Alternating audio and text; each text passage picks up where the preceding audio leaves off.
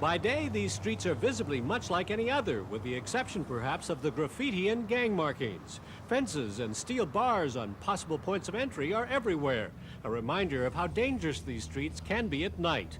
Drive-by killings, even for no apparent reason, happen monthly, if not weekly.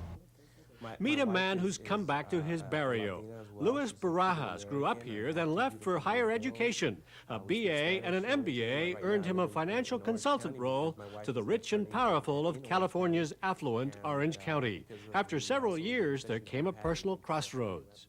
The biggest thing that happened in my life was the passing away of my grandmother, who was born, who's basically lived her whole life in East Los Angeles. And when she passed away, there was a slew of people that went to her funeral. And I said, this lady died a wealthy person, and money wasn't the issue. I mean, I've been to funerals with some very wealthy individuals, and there were a few people there, and I realized, really, when you leave, you can't take everything with you. You've got to give back, and I think that's the final truth about a person. And I woke up one day, told my wife, I said, I'm quitting. I'm going back to East LA and help out some of the people that really need help. And I think I can be successful and I'd make money at it. It's been just over 2 years now that Luis has had his shingle out here in East LA, 50 miles away from the shishi crowd of Newport Beach, light years away from the lifestyle it offered. But Luis says he's never been happier. And as his enterprise grows with talented colleagues like Bill Torres and other professionals, he's having the impact he wanted. In East Los Angeles, you have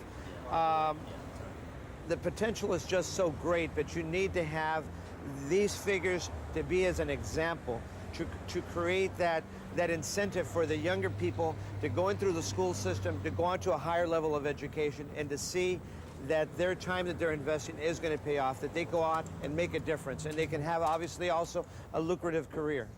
People have these notions about Latinos that they don't want to do things right, that they want to buck the system.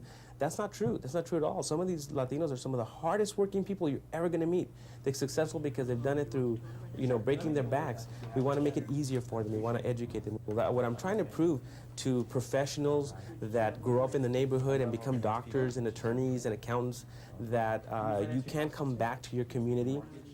If Luis's joy is any indication, the rewards for doing so are worth far more than the income sacrificed. In East Los Angeles, Bruce Page, First Business.